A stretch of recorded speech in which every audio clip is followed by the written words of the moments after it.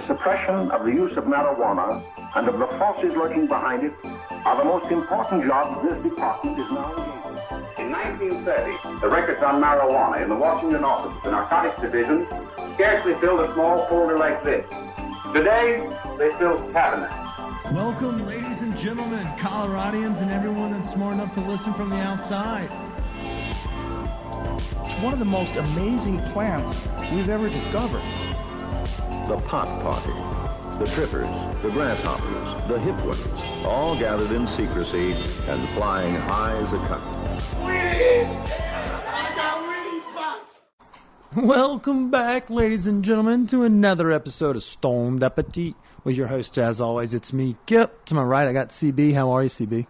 Doing great. We're close to the weekend. We are at the weekend. For those that are listening, it's Friday morning, and we're going to give you your quick weekend rundown. But before we do, we want to give a shout-out to our friends Callie's Cannabis and Seed & Smith. Callie's, we've harped on a time or two, but today it's Flower Friday. They have, I think, ounces out the door for a discount price. So you can't beat that with a stick. But every day of the week, they have a different deal, something tailored for every kind of smoker or edible eater. They've got something for you. So check them out at Shop Callie's, S-H-O-P-P-E, Callie's on Instagram, or go to calliescannabis.com, and you can see all the deals they have, what the vendor of the month is. They had Green Dot Lab last month. That was a piping hot deal for, they have killer wax and cartridges. I think everybody loves them. And then, every month it rotates, or most months it rotates. So they have a great selection over there. Everything you can need, you can get at Callie's Cannabis. And then our friends, our favorite smoking pen, our friends from Seed & Smith and the Dart Pen. Seed & Smith has kind of grown their footprint across the Front Range, but they're still doing the best things right. They're keeping things local. They grow everything out here in Denver. They have 2 locations, one on Oakland Street and one up in Louisville that they just opened. It's got fucking nice-ass little boutique is the best way to call it. And it's not just flower and cartridges. They have wax. They have pre-rolls like you've seen on our Instagram page. And then they play the hits as well. They have all the edibles that you could ever need. If you need a fucking Keef Cola, you can go get your Keef Cola there as well. They've got something for you at both of their locations. But if you just want their product and don't want to go out too far out of the way, check out their website, seedandsmith.com. They have all of their locations across the Front Metro and pretty much the whole state. They got you covered. So check them out. Great pot, great people. That's actually a great tagline. Yeah. All right, Chris, it's a weekend edition. We've been doing a giveaway all week. We've got a huge Saturday in store. But before we do that, let's just give people a quick recap of how last week went. We teased it on Tuesday's episode that you did the Van Gogh experience last week, which is one of the art exhibits that's going on in downtown Denver.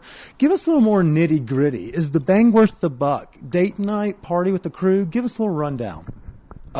First of all, in my opinion, I wouldn't go out and spend, whatever extra money there is for other types of tickets, because it's all the same thing. So I would just buy the base ticket, which I think is $50. Okay, so if it's VIP or if there's a certain time wave, it doesn't matter? Yeah, just it doesn't get the matter. GAs? You're seeing the same thing. So just get the regular one. You show up, you have a window of 20 minutes of your ticketed time to show up.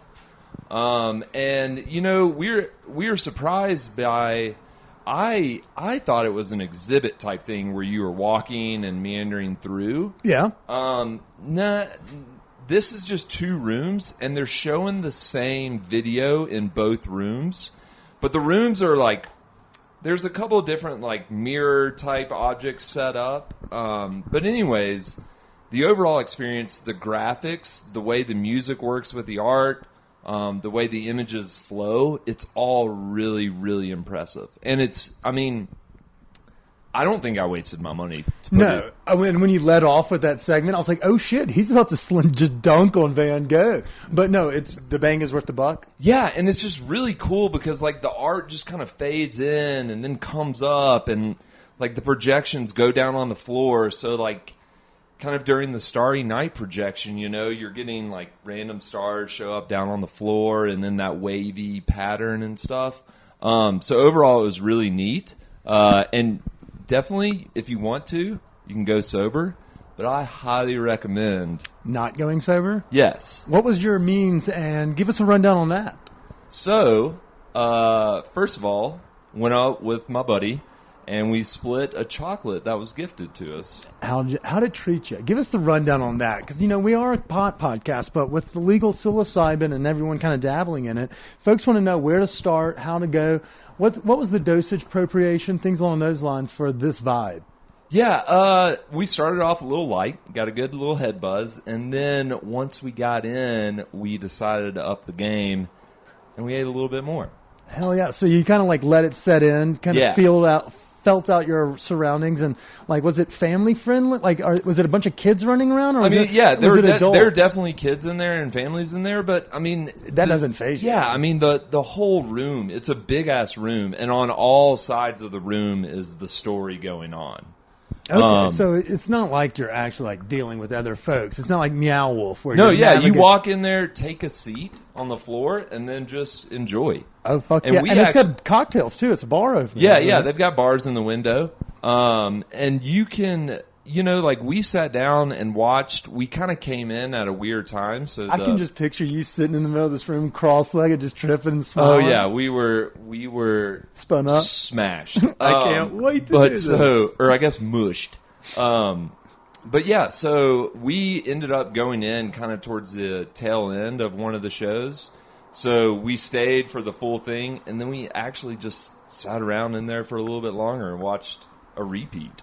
So nobody's really monitoring that. So, if you get into the mood we were in, a little giggly, a little goofy, you can enjoy it for a replay. How long is your ticket last for? Is it like a movie kind of vibe where you're in there for 90 minutes? Yeah, and I think the whole video runs anywhere between 40 and 50 minutes, somewhere in there. So we were in there. Time is kind of yeah, it didn't fucking faze me. Did I see this already? That star was blinking earlier. Yeah, and I mean, it was just so cool. Like the graphics were really well done, and it was just a neat experience. Especially if you're into that kind of visual art stuff and just like going out and do it, or classic art and want to kind of see it in a new way. Yeah. Yeah. From a different lens. Very cool. I mean, there's a reason why it's touring all over the world right now. Give it a power ranking. Out of the high five, we use decimals. How many digits you giving it? I'm going to give it 4.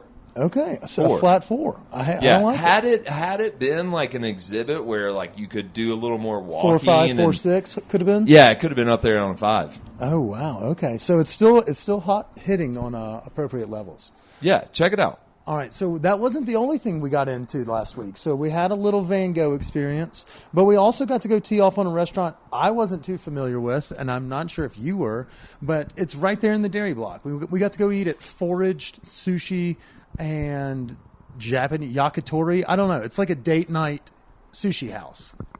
Yeah. I would and so we're going to give you all a quick review of that. That's what we're here for. Foraged reminds me of like an STK. For those that like the steak spot, for sushi. Like downstairs is a vibe where there's blinking lights and music, and you can kind of have like happy hour or business meetings at lunch and still eat the raw bar upstairs. But if you wanted to elude it and go on a date night, you can kind of tuck yourself up there in that raw bar in one of those booths. So it's kind of got that vibe downstairs where you can but you can get away with it up there. Let me ask you, favorite bite. Let's talk a little bit about it. The raw bar was great, but obviously everyone, they had pork shumai. That was fantastic to start. And then they had those little skewers that didn't suck either. Yeah, I mean, I thought the shumai was really good. I mean, it was tasty. I think everybody at the table ate everything shumai. But some of the other dishes, I thought the pork belly bao bun was really good. Ooh, I forgot about that. Could have used a little bit more of that kind glaze, of salsa. That mix works. Yeah, exactly. Shout out. Yeah. But yeah, I thought that was super tasty. And then, the sushi, I think we've had so much sushi around town that we really have our favorites. And for me, I thought the sushi was good. But it wasn't my favorite. It wasn't my favorite around town. And that's not a slight. It's good sushi. I thought the best sushi bite we had was the one with the melted foie gras on top. Yes, So yes, that was tasty. We have pictures, and you can see them on our social media. We'll post that tomorrow or today. Was there a little piece? It was like a little piece of beef, wasn't it? Yeah, like, it may have been like a New York strip, and then they kind of hit it with the torch, and it melted the foie gras. Yeah. And it kind of just oozed, and it had a little textures to it, but it was almost like it was so like velvet across your. Oh, it was so good. And I want to give a quick shout out to not only B Public Relations because they set it up for us to go hang out, but also to Megan, who's got to come on this podcast, the owner of the place. Oh, yeah. They also own a place down in Parker, so we're going to have to go check those digs out. But I agree. You know, it's not necessarily like I would go there again for sure. Like it did. I'm not like opposed to it in any regards, but we all have our favorites, you know. Right. So like I get that completely. When I'm thinking back on it, you know what? They had a creative dish a dish that I thought fucked pretty hard, which was that kimchi fried rice downstairs too. Ooh, I forgot about that. That was a little sleeper. side dish we had. But the bluefin tuna with that soy butter on top was my jam. So they were kind of playing with the more progressive side of the menu options up there, but they have a full bar, great martinis, delicious wines, the vibes, exactly what you want. Yeah, I think if you work down in that area or you frequent that area a lot, I think you should swing in. Definitely. I think they have happy hour deals as well. Just check them out. It's called Foraged. It's right there on Blake Street and 18th, in between 18th and 19th. You'll see it. It's like right next to Warby Parker, across from Pony Up. Yeah. And for those that know, we frequent Bruto all the time. It's just on the other side of that, and Blanchard Family Wines right down there. But I had never been there, so I was delightfully surprised. That's me either. And that's. I guess it's a blessing and a curse. Like I'm not familiar with all those little ins and outs in the downtown area, just because I don't know. I'm more of the outer Denver neighborhood guy. But it's always nice to see something new. Yeah, and I think they opened like the year before the pandemic, and so they didn't even get to kind of like stretch their legs before the race started. And you're like, well, fuck, we're kind of running here tight. So it was nice to go check it out. I definitely recommend if y'all are looking for a date night that has a little bit of everything. Your girl wants sushi, but you kind of want a fucking steak. It's kind of got that kind of vibe for it. You can kind of get everything you need, but it's got that Asian flair that's pretty damn good. Yeah. And was there something else? Oh, yeah. So before we left, just random topics from things that we did this week, I want to give a shout out to a couple things that are going to be on the shelf for the stoners that are listening at home. Before we dive into this weekend, Friday, that's New Release Friday. When movies used to come out in theaters, well, now cannabis companies are dropping freshy products. So if you got paid today, let me put some things on your radar. The famous folks from 710 Lab, who are fantastic and known for their wax and oils, they've got some new cartridges out. They got 3 new flavors, the Hulk 34, Lemon Heads, Papaya. They all go in their proprietary pens or whatnot. They stroke. The flavor profiles, I like lemon the most just because it's got a little tang to it, but they all 3 get you exactly where you're trying to go. Someone asked me if they have any causes with like leaking or anything like that. I want to go ahead and get ahead of something that all pens are going to leak if you leave them in your car or anywhere where it gets a little warmer than average. Those bit like the e-cigs, every fucking thing leaks. It just happens. So be mindful where you put it, but I don't think these are any more predisposed to leaking than anything else. So give them a whirl if you catch them. Based out of Boulder, good peoples, and I appreciate them giving me this sweatshirt. So that's why they got the shout out. But also, it's a solid sweatshirt. I like that. Yeah, it's just a white crew neck sweatshirt with a little logo in the middle.